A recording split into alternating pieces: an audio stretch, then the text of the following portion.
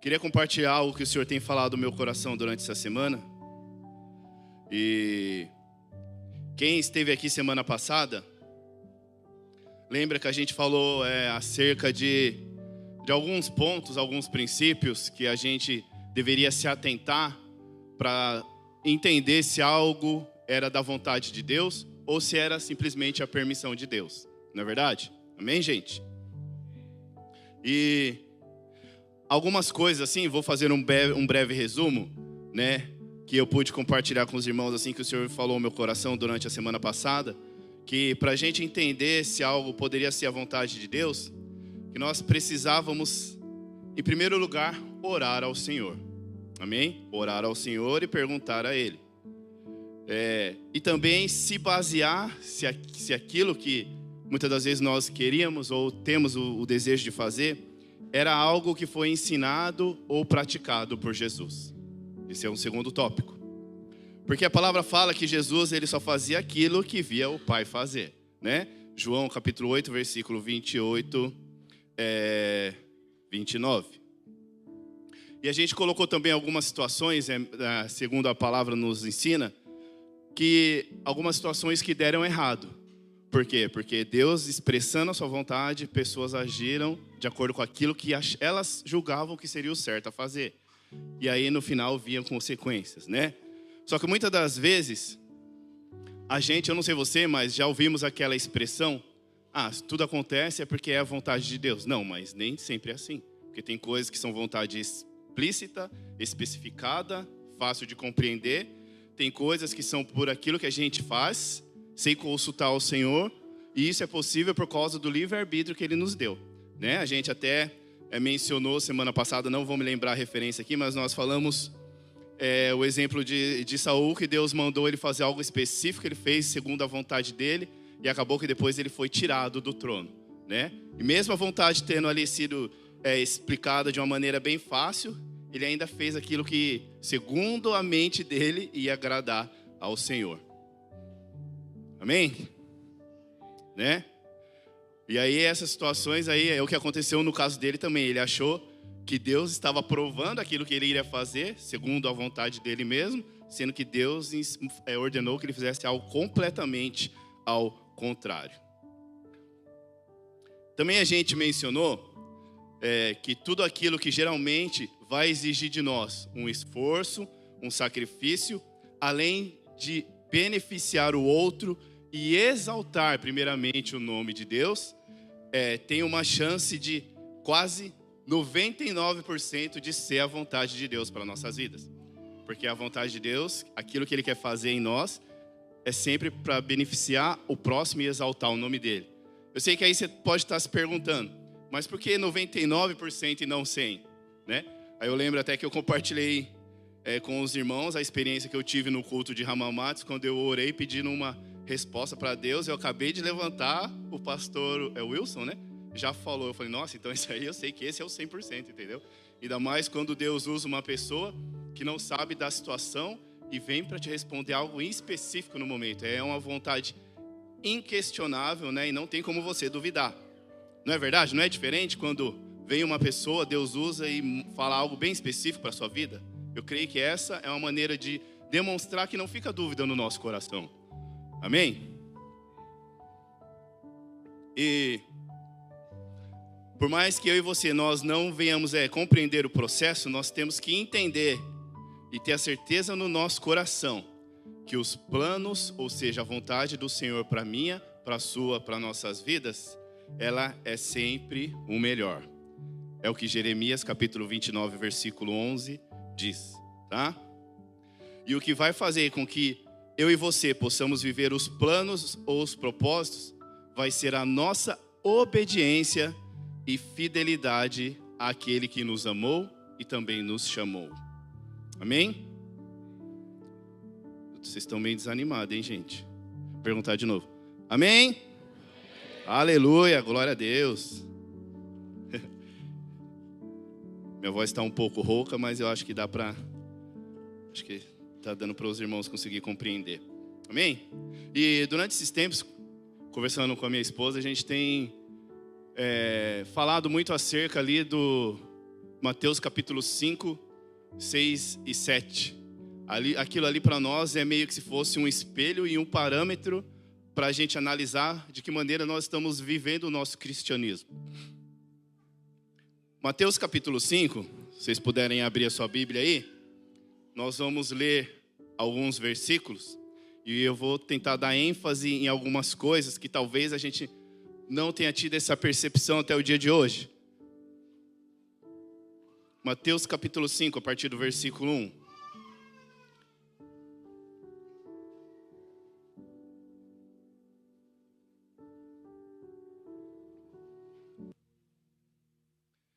Eu glorifico o nome do Senhor porque eu creio que Ele também responde às nossas orações, Ele testifica algumas coisas no nosso coração em mínimos detalhes. E uma palavra que o Eric falou aqui na frente já me serviu para testificar acerca de algumas coisas, que ele falou de semear, né? Quando você estava orando aqui pelas crianças. Mateus capítulo 5, vamos estar lendo aqui? Todo mundo achou aí? Amém? Fala acerca das bem-aventuranças, tá? Versículo 1 diz assim: vendo as multidões, Jesus subiu ao monte e se assentou. Seus discípulos aproximaram-se dele e ele começou a ensiná-los, dizendo. Primeiro versículo 1 e 2. O que me chamou a atenção aqui, que bem aqui no começo, fala que algo levou Jesus a assentar-se com os discípulos e começar a ensinar. Bem aqui no princípio fala que ele viu as multidões, né? E se você for ver o contexto daquele tempo que Jesus veio, ele veio com um propósito específico para cumprir a vontade do Pai para nossas vidas, que era de resgatar aqueles que haviam se perdido. Imagina Jesus ali, sabendo do propósito daquilo que ele tinha que cumprir, milhares, multidões, eu não sei assim especificamente quanto que você pode colocar, mas eu creio que é um valor indefinido, indeterminado, a quantidade que não pode se expressar exatamente, né? Mas vamos supor que seria 2.000, 3.000 pessoas, né? As pessoas estavam ali e ele vendo aquelas pessoas ali necessitadas e ele sabendo daquilo que ele teria que começar para cumprir o propósito qual Deus chamou, ele foi impulsionado, movido a chamar os discípulos e começar ali a ensinar os discípulos. Então, o que me chamou a atenção, né? Primeiro ele viu algo que era a missão, que aquilo que queimava o coração, que era o propósito dele, e aquilo, a partir daquilo ali, começou a fazer ele cumprir com aquilo que Deus colocou no coração. Deu para entender? Deu? Então, ou seja, aquilo que tem valor, ou que se deve dar valor, vai nos impulsionar a servir e cooperar com o que Deus deseja fazer. Mais uma vez, vou repetir. Aquilo que tem valor, ou que se deve dar valor, vai nos impulsionar a servir e cooperar com o que Deus deseja fazer, né? Se eu e você nós desejamos, se nós queremos cooperar com a expansão do reino, nós devemos, assim como foi falado há uns 2 ou 3 domingos aqui atrás, a palavra de oferta, buscar o reino de Deus primeiro e as outras coisas virão por consequência, né? Quando nós colocamos vontades, metas pessoais como prioridade, nos enganamos achando que estamos fazendo a vontade de Deus. Amém? Amém, gente? Isso aqui é para mim, tá? É para todos nós. Glória a Deus pela palavra dele. E ali Jesus se assentou, reuniu os discípulos, visualizou aquilo que ele precisava fazer, o propósito para o qual ele veio a essa terra. E ali fala que a partir em diante ele começou a ensinar os discípulos. Ou seja, o instrumento que o Senhor queria usar ali para alcançar aquelas pessoas seriam os discípulos, aqueles a quem ele chamou para andar junto com ele. Tanto é que fala no começo, quando ele chamou eles ali, largaram a rede e Jesus já falou: agora eu vou fazer de vocês pescadores de homem. E a Bíblia fala que prontamente eles largaram as redes e acompanharam ao Senhor. Então o Senhor tinha como objetivo alcançar pessoas, mas o instrumento pelo qual ele queria alcançar são os discípulos, né? E depois ele começa a falar acerca de algumas características que nós já vamos ler. E algo que me chamou a atenção que nós já vimos que a multidão ali estava sedenta, estava necessitada, porque a palavra fala que todos pecaram e estavam afastados da glória de Deus. Ou seja, nenhum dos que estavam ali eram salvos ainda, porque precisavam ser ministrados, precisavam ser alcançados, né? E perdão, gente.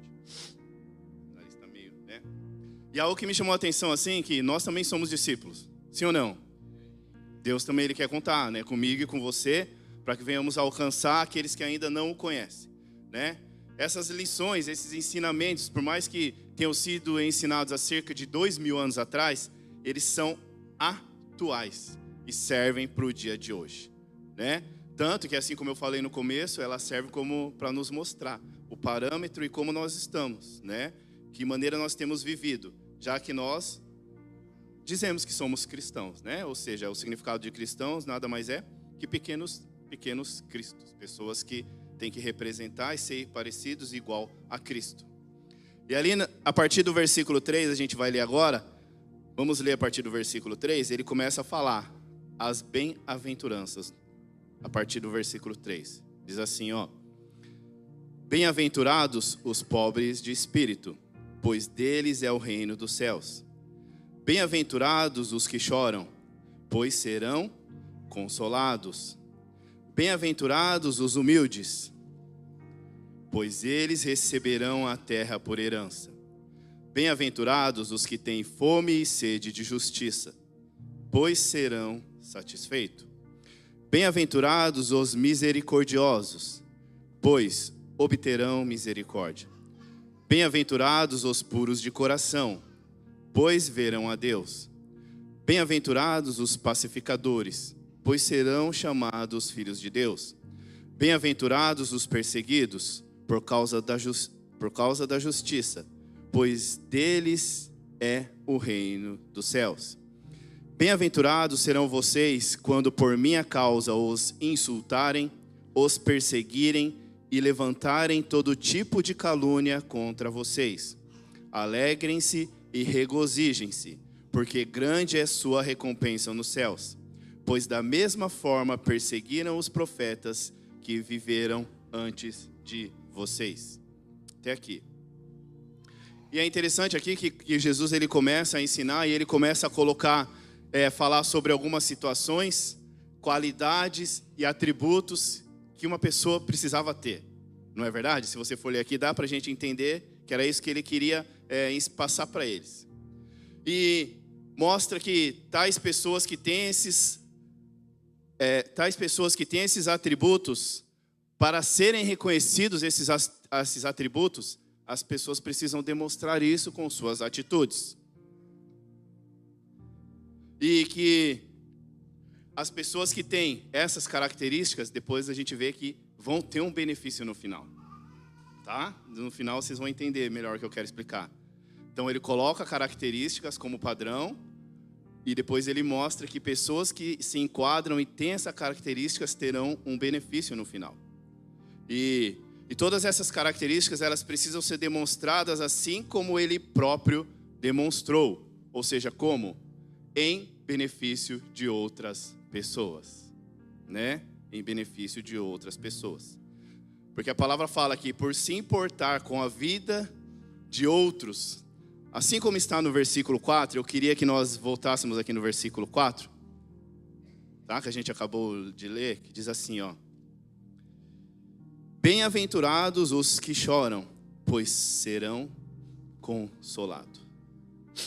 Eu não sei você, mas até hoje, assim, o que você entendeu com relação a ser bem-aventurado essas pessoas, esses que choram? Alguém gostaria de compartilhar?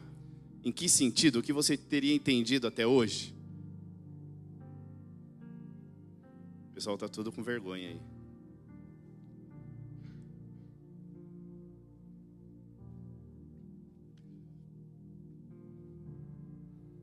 Ninguém quer falar? Amém. Dá Jerome, então. Muitas das vezes a gente pensou que por causa de... Não sei você, mas depois que você se converteu, Você já passou por alguma situação onde talvez algumas amizades começaram a se distanciar de você, ou pessoas talvez passassem a te rejeitar por ver que o seu estilo e a sua maneira de vida tinha mudado? Alguém aqui já passou por isso? Levanta a mão quem já passou por isso. Glória a Deus, né? Eu tinha um entendimento que era quando eu chorava por causa daquilo que as pessoas faziam por mim, hoje eu querer viver uma vida nova, uma vida diferente, né? E viver para aquele que me chamou. Mas algo assim que o Senhor tem falado no meu coração, se você for ver, todas essas características aqui não são para benefício nosso mesmo. O Senhor, Ele quer que essas características, tudo aquilo que foi citado aqui, venha ter em nós, mas em prol de outros. E aí, voltando lá para o começo, quando a gente viu Jesus sabendo do propósito, aquilo que Ele tinha que cumprir, aquela multidão lá, algo que o Senhor falou no meu coração, que é quando a gente chora em prol dos outros, em prol daqueles que estão se perdendo, em prol daqueles que ainda não ouviram a palavra. Então não é nada acerca de nós, é acerca dele, por ele e para ele, né? Então não é nada para mim, mas é sempre pensando no outro, né? E se você for ver algo assim que me chamou a atenção, eu vi uma ministração que falou que na Bíblia cita 2 exemplos marcantes de Jesus quando ele chorou. O primeiro foi quando ele estava ali diante da cidade de Jerusalém e ele chorou ali por causa daquilo de que a cidade havia se tornado, né? Pela falta de fé, pela falta de incredulidade. Ele ali chorou mediante aquela situação. E a segunda é uma bem conhecida, quando o amigo dele, Lázaro, tinha morrido, né? Ele foi ali, tudo, a Bíblia conta toda ali a história, né? Mas não chorou porque ele tinha morrido, porque ele mesmo tem uma parte que ele chega a falar para as irmãs que ele só estava dormindo. Aí eu pergunto, mas então por que será que Jesus se entristeceu? Se Jesus sabia que ele estava dormindo e que ele mesmo tinha o poder para ressuscitá-lo e aquilo ia ser feito para glorificar o nome dele. E algo assim que veio ao meu coração é que, por causa da incredulidade daqueles que cercavam ele ali. Porque as irmãs chegaram a questionar, né? Umas chegaram até a falar, se o senhor tivesse vindo logo, eu vou resumir no português mais simples, né? Se o senhor tivesse vindo logo, ele ainda estava aqui, você demorou. Que falta de consideração, sabe assim? Você imagina a cena. Então isso eu creio que entristeceu o coração dele, porque depois ele fala assim, tão somente creia. E depois a gente sabe, o final da história ali, Lázaro sai da tumba, tudo, e fala que isso aconteceu para que o nome de Deus fosse glorificado. Então são 2 vezes que ele chorou, não foi por causa daquilo que ele teria que passar na cruz, né? A Bíblia fala que ele suou sangue, mas a parte de chorar, o que me chamou a atenção foi essas 2 situações, onde o que motivou ele a chorar foi por sofrer o sofrimento de outros, ou por ver que aqueles a quem ele veio não criam no propósito e naquilo que ele veio fazer. Amém? Tanto é que Jesus, ele sabia, né, por que ele veio. Por isso que a palavra fala, negou-se a si mesmo, priorizou os outros, sendo obediente até a morte e morte de cruz. Eu queria que a gente pudesse meditar um pouco acerca do significado da palavra bem-aventurado. Alguém tem um palpite do que seria? Se souber, pode falar. Sem olhar o Google e o dicionário, tá? De cabeça. É uma das... tem um sentido. Alguém mais? Ousado? Alguém mais? Abençoado? Também. Então vou falar. Quem mais quer falar? Vou tentar aqui, né? O significado aqui passar para vocês. Segundo o dicionário, um dos significados da palavra bem-aventurado é afortunado, é uma pessoa que é rico daquilo que o dinheiro não pode comprar. Amém? É uma pessoa que é rica daquilo que o dinheiro não pode comprar. Tem um outro significado que diz assim, ó, bem-aventurados é uma expressão que significa abençoados, felizes ou dignos de grande bênção, tá? Especialmente aqueles que estão em graça com Deus, né? E aqui Jesus ele descreve diversas virtudes e condições de pessoas que serão recompensadas no reino dos céus, né? Como os pobres de espírito, os que choram, os mansos, os que têm sede de justiça, os misericordiosos, os puros de coração e os pacificadores. E o significado básico, assim, bem resumido e simplificado, é estar em graça com Deus. E essa palavra, ela tem origem do termo grego da palavra que é makarioi, que significa feliz, bendito ou abençoado. É uma expressão usada na Bíblia para descrever pessoas que são recompensadas por certas atitudes, por certas qualidades e atitudes, como amor, misericórdia e justiça. Um exemplo bíblico, Jesus mencionou: bem-aventurados são os que ouvem a palavra de Deus e lhe obedecem. Só que uma coisa aqui que me chamou a atenção, você percebe aqui que quando ele começa a falar no versículo 4, ele fala: bem-aventurado os que choram. Quando ele fala os que choram, ele está se referindo a algo que já é referente ao presente. Os que choram. Pode ter alguém chorando agora, né? Chora, está se referindo a algo que está acontecendo no momento. E depois, quando ele coloca ali acerca da recompensa, daquilo que a pessoa iria receber por praticar tal ato, ele coloca no futuro. Ele começa falando: bem-aventurados os que choram, pois serão. É uma palavra que indica algo que vai acontecer no futuro, né? Um exemplo claro, eu não posso, a Bíblia fala que a gente não pode mudar uma vírgula do que está escrito aqui e ensinar outra pessoa. Não é isso que eu quero fazer. Mas eu quero colocar numa frase, talvez seja mais fácil de entender. É como se ele colocasse antes: bem-aventurados os que são pacificadores, tá? Não estou mudando, só estou colocando uma forma fácil de explicar. Que são, aqueles que já estão fazendo isso, né?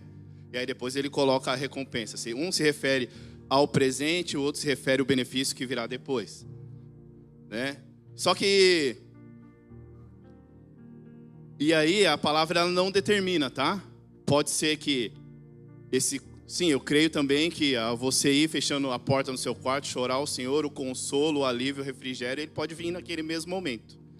Ou às vezes você pode só ficar no silêncio, você precisar passar por aquilo. E depois você vai entender o propósito por qual que você passou por aquilo. Mas a gente também tem que entender, ter essa convicção no nosso coração, que isso pode acontecer, vai acontecer no tempo que Deus determinou. Às vezes pode demorar 1 minuto, 1 hora, 1 dia, 1 mês e assim por diante. É algo que, se você for ver no geral, está discriminado como algo que ainda está por acontecer, né? Mas eu não sei, eu pelo menos já pensei assim muitas formas, muitas vezes, mas nós, por não conseguir compreender, né, que independente do tempo que demore, quem prometeu é fiel para cumprir. Você crê isso? Quem prometeu é fiel para cumprir, né? E nós acabamos desfalecendo, desanimando, às vezes até questionando e murmurando. Sim ou não? Né? Pois a gente quer que as coisas ou os resultados aconteçam na mesma hora, de forma instantânea. E na vida do cristão, se você não sabia, vou te contar uma novidade, não é dessa forma que acontece. Amém? Né? Se nós achamos, né, que aquilo que ele começou a pedir aqui no começo já é algo difícil, vamos ver o que ele continua falando nos versículos seguintes. Queria pedir que a gente pudesse abrir agora, versículo 17, mesma passagem, né? Mateus capítulo 5, versículo 17.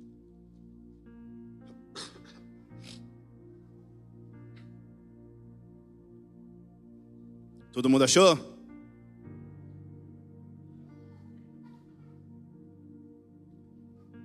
Como é que falava mesmo? Quem conseguiu achar é a escola de líderes? Versículo 17 ao 20, nós vamos estar lendo, diz assim, tá? O texto da minha Bíblia diz: Jesus cumpre a lei. Diz assim: não pensem que vim abolir a lei ou os profetas. Não vim abolir, mas cumprir. Digo-lhes a verdade: enquanto existirem céus e terra, de forma alguma desaparecerá da lei a menor letra ou o menor traço, até que tudo se cumpra. Todo aquele que desobedecer a um desses mandamentos, ainda que dos menores, e ensinar aos outros a fazerem o mesmo, será chamado menor no reino dos céus. Mas todo aquele que praticar e ensinar esses mandamentos, será chamado grande no reino dos céus. Pois eu lhes digo que se a justiça de vocês não for muito superior à dos fariseus e mestres da lei, de modo nenhum entrarão no reino dos céus. Eu queria dar uma ênfase especial aqui no versículo 20, onde Jesus ele faz uma comparação bem clara com os exemplos de algumas pessoas ali da época, né? Quando fala acerca de justiça superior, significa que a justiça ensinada por Jesus exige mais do que apenas seguir as leis. Deve haver uma transformação interior que se manifeste em atitudes e ações mais profundas, né? Por isso, ele faz a comparação com os frutos e suas árvores.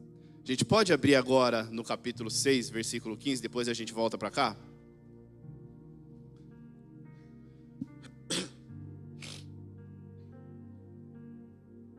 Pois eu aconselho, quem puder, esteja lendo, tá? Mateus capítulo 5, 6 e 7, que é um parâmetro para a gente, né? Para a gente ver como que anda. É uma passagem bem conhecida, que fala acerca da árvore e do seu fruto. Todos acharam? Amém? Vou estar lendo, tá? Diz assim, ó.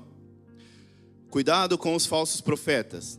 Eles vêm a vocês vestidos de peles de ovelhas, mas por dentro são lobos devoradores. Vocês o reconhecerão por seus frutos. Pode alguém colher uvas de um espinheiro ou figos de ervas daninhas? Semelhantemente, toda árvore boa dá frutos bons, mas a árvore ruim dá frutos ruins. A árvore boa não pode dar frutos ruins, nem a árvore ruim pode dar frutos bons. Toda árvore que não produz bons frutos é cortada e lançada ao fogo. Assim, pelos seus frutos, vocês os reconhecerão. Nem todo aquele que me diz, Senhor, Senhor, entrará no reino dos céus, mas apenas aquele que faz a vontade de meu Pai que está nos céus. Muitos me dirão naquele dia, Senhor, Senhor, não profetizamos em teu nome. Em teu nome não expulsamos demônios e não realizamos muitos milagres? Então eu lhes direi claramente, nunca os conheci. Afastem-se de mim, vocês que praticam o mal. E eu creio que a gente já é uma passagem assim que não tem muita dificuldade da gente entender algumas coisas, né? Começa falando que para uma árvore dar um bom fruto, ela precisa ser uma árvore saudável, uma árvore boa. E isso vai refletir na qualidade do seu fruto, assim como foi falado. A árvore ruim não dará frutos bons, nem a árvore boa dará frutos maus. E o fruto, se ele é bom ou ruim, é fácil de saber, apenas com o contato visual, né? É algo que vai chamar a atenção, porque o fruto ele fica exposto. É uma comparação que eu gosto de fazer, né? Sempre perguntar, porque eu não me recordo de algum fruto que fica enterrado debaixo da terra, né? O único exemplo que me vem à mente é o abacaxi, mas a parte de cima fica para fora, é fácil você identificar. Tanto é que a gente passa, a gente olha o fruto e já sabe, ó, aquilo é um pé de caqui, que aqui no Japão tem bastante, pé de amora, ameixa, essas coisas assim, né? Pelo fruto a gente já reconhece, não é verdade? Que tipo que a árvore é, se o fruto está bom, saudável ou não. E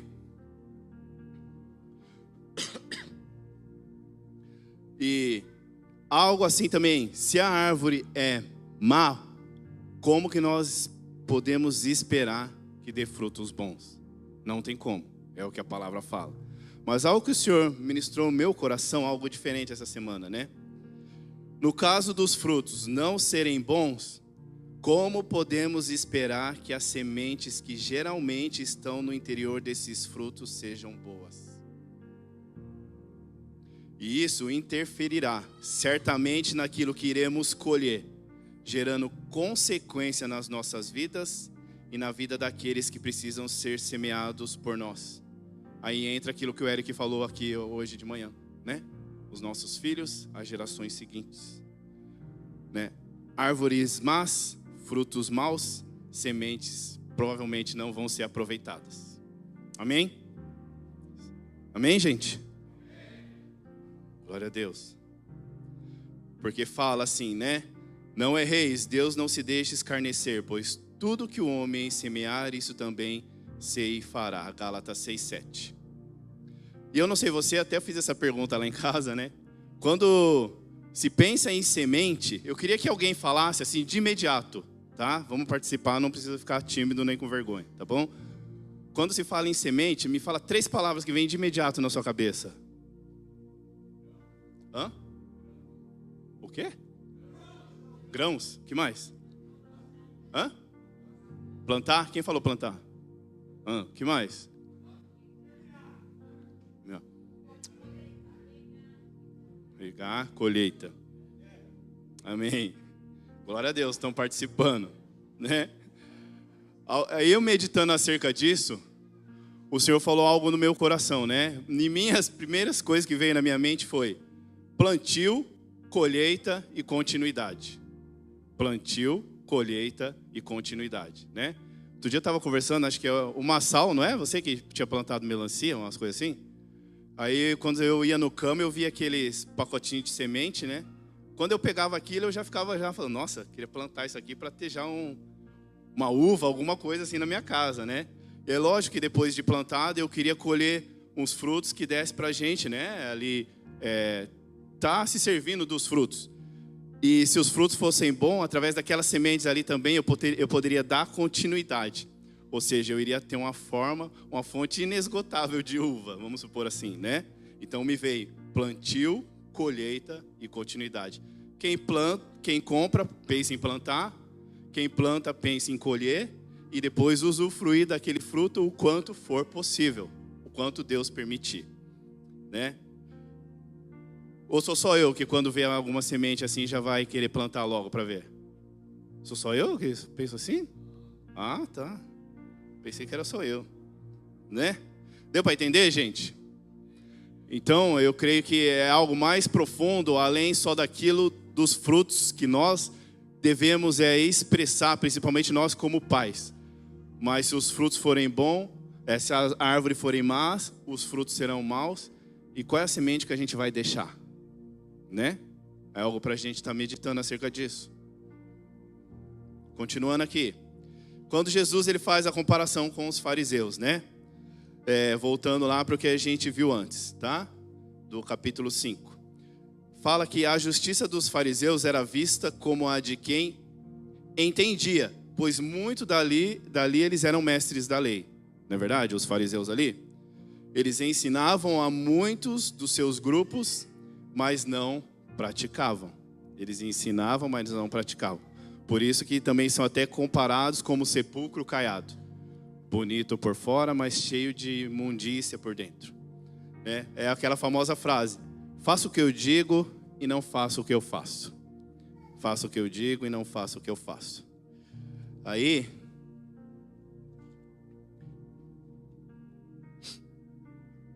queria que a gente fosse agora para o versículo 43 do capítulo 5. Mateus capítulo 5, do versículo 43.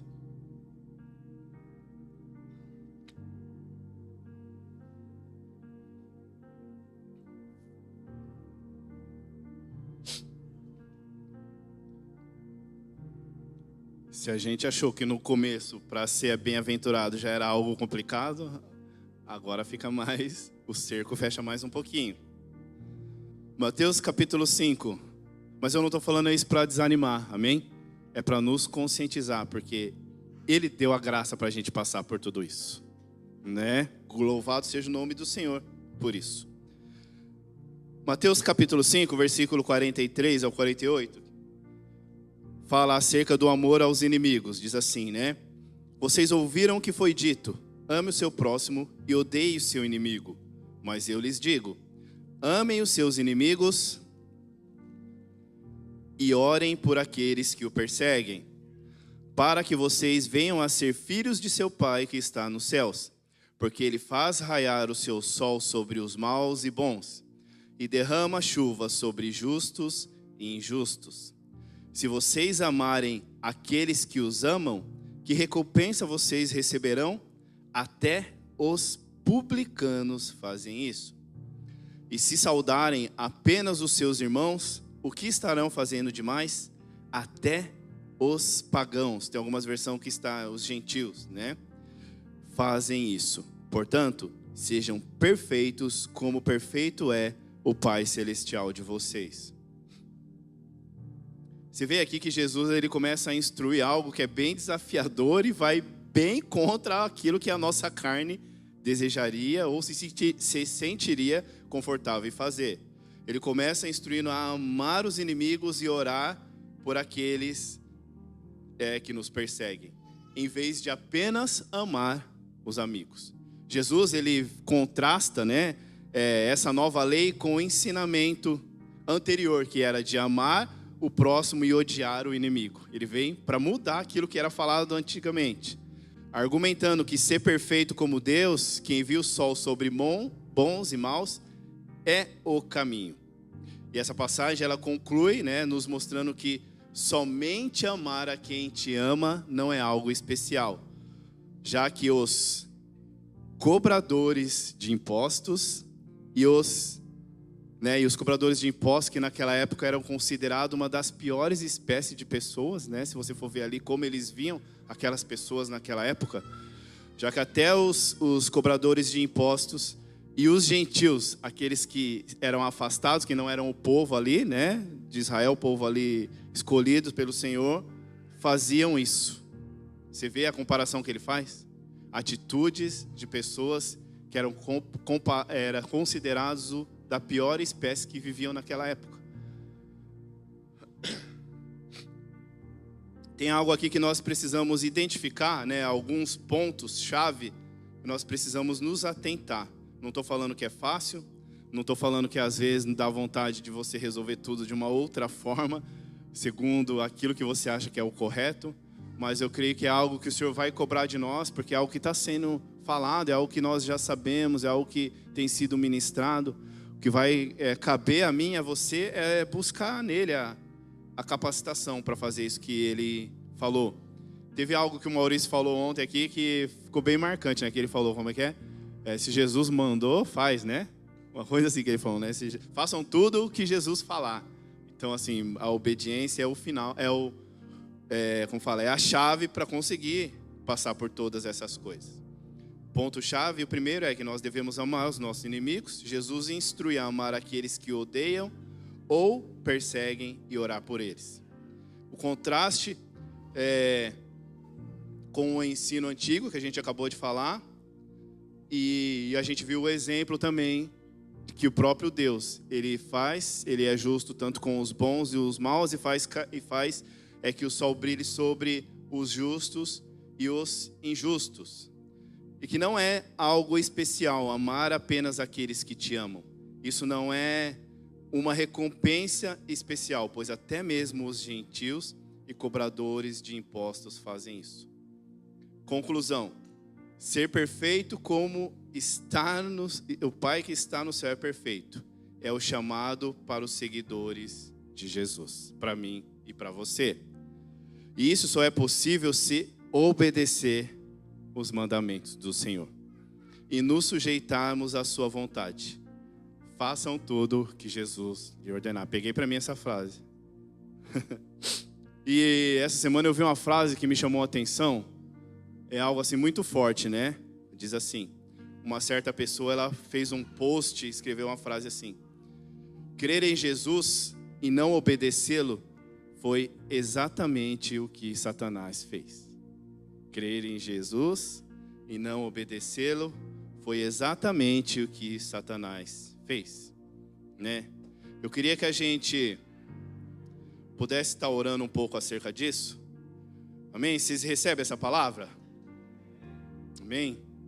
É algo que o Senhor tem falado no meu coração, que nós precisamos estar de tempo em tempo revendo, né, como se o capítulo 5, 6 e 7 de Mateus fosse um espelho, onde eu e você, quando estamos lendo aquilo, a gente começa a ler, a ver aquilo que Jesus ensinou, instruiu, e você fala, meu Deus, como eu estou falho, como eu preciso voltar os meus olhos para que o Senhor fala, como eu preciso primeiramente também me sujeitar e fazer aquilo que o Senhor quer que eu faça, né? Só que muitas das vezes a gente sabe, o homem, eu digo no geral, o ser humano, ele é orgulhoso e não consegue, não consegue, mas não se submete, não sujeita, não reconhece as dificuldades, não reconhece as fraquezas, não reconhece as debilidades. E algo assim que o Senhor colocou no meu coração, talvez um peso maior acerca dessa parte dos frutos, foi referente às sementes, né? Isso não é algo assim que vai prejudicar somente a nossa vida com o Senhor, né? Se a gente não mudar a raiz até a ponta da folha, até o galho onde vai dar o fruto, os frutos vão continuar sendo maus. E tem uma frase que diz assim, o cúmulo da loucura é esperar resultados diferentes fazendo sempre as mesmas coisas, ou tendo sempre as mesmas atitudes. E quando o Senhor ministrou o meu coração acerca dessas sementes, porque Ele nos incumbiu de ser semeadores, né? Não somente aqueles que estão ao nosso redor, mas principalmente aqueles que estão dentro da nossa casa. Não é verdade? Amém? Quantas das vezes a gente já não passou por situações, eu digo assim por mim mesmo, né? O pessoal já fala assim que a Evelyn é minha cara, já é bem parecida comigo. Eu acho que uma vez, acho que a Meliane, não sei se a Meliane está aí, está aí? Não. Ela comentou assim, falou, nossa, até os jeitos do seu pai você tem igual. Então você vê que tem algumas coisas que os filhos eles começam a reproduzir por ver algumas atitudes que os pais estão tendo. Então se a gente não mudar realmente, primeiro, não resolver se posicionar, reconhecer que precisamos e nos sujeitar, como que nós vamos esperar que eles ajam de uma forma diferente, né? É preciso ver em nós primeiro essa mudança, essa transformação, que somente o Senhor pode fazer no interior, para que o exterior possa refletir. É daí que vem os frutos. É daí que vai ser algo visível, perceptível, onde todos vão ver que a pessoa já está agindo de uma forma diferente, né? Eu queria que a gente estivesse orando acerca disso. E não sei se daria para só deixar um fundo aí mais alto. Eu não pedi nenhuma canção em específica, mas eu queria que a gente estivesse orando acerca disso. Todos nós precisamos realmente ser mudados, transformados, para que os frutos sejam bons. Queria que nós pudéssemos ficar de pé. E no caso assim, também é uma responsabilidade maior. No caso nós que temos filhos, como tem sido o seu agir dentro do lar? Que árvore você tem sido até hoje? Os frutos são bons? São visíveis? São agradáveis aos olhos? Ou são frutos maus, com sementes más, que vai dando continuidade naquilo que não é bom? Quando o Senhor ministrou ao meu coração acerca dessa responsabilidade da continuidade, então a gente percebe que uma mudança é necessária e de forma urgente. Porque nós que conhecemos a palavra, fomos ministrados, a verdade já foi revelada a nós, depois nós não vamos ter como falar ao Senhor, né, justificar de não ter feito aquilo que Ele pediu para que fosse feito. Principalmente pais, futuros pais, né, pais espirituais também, os jovens também aqui que terão filhos, já aprendam hoje para que depois não tenha tanto trabalho, né, quando chegar a vez de vocês.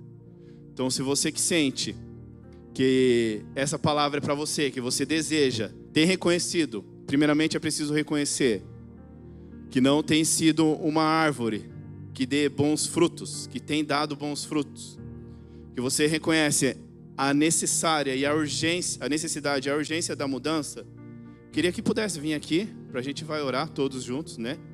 Creio que é uma palavra que é para todos nós, é para mim, para todos nós. Não tem ninguém que seja perfeito, que não precise de transformação, que não precise ser tocado pelo Senhor. Por isso que nós vimos aqui todos os domingos, nós nos reunimos, nós vamos à célula, nós buscamos ser ministrados, porque nós reconhecemos que precisamos de mudança. Não é porque eu sou perfeito, não, mas é porque eu quero ser aperfeiçoado por aquele que é perfeito. E isso só é possível se eu e você, primeiramente, a gente reconhecer que precisa do Senhor. A palavra nos fala que o Espírito Santo, ele é cavalheiro. Ele não é aquele que chega arrombando a porta. Tanto é que em Apocalipse, quando descreve ali, fala que eis que estou à porta e bato. E fala que é necessário abrir a porta. A partir do momento que tem esse posicionamento de abrir a porta e ele tem a permissão de entrar, algo maravilhoso acontece. Mas eu e você, nós não podemos nos esquivar da responsabilidade de abrir o nosso coração e permitir que o Senhor faça a transformação. A palavra nos fala que há um coração contrito e quebrantado não resistirá ao Senhor. Que ele rejeita os soberbos, mas dá graça aos humildes. Então eu queria te convidar, né? Você que entendeu essa palavra, você que reconhece que algumas situações têm se repetido, você que reconhece que os frutos não têm sido bons, você que reconhece essa urgência de mudar a qualidade dos frutos para que as sementes também venham ser boas. Queria te convidar para vir aqui, para a gente estar orando.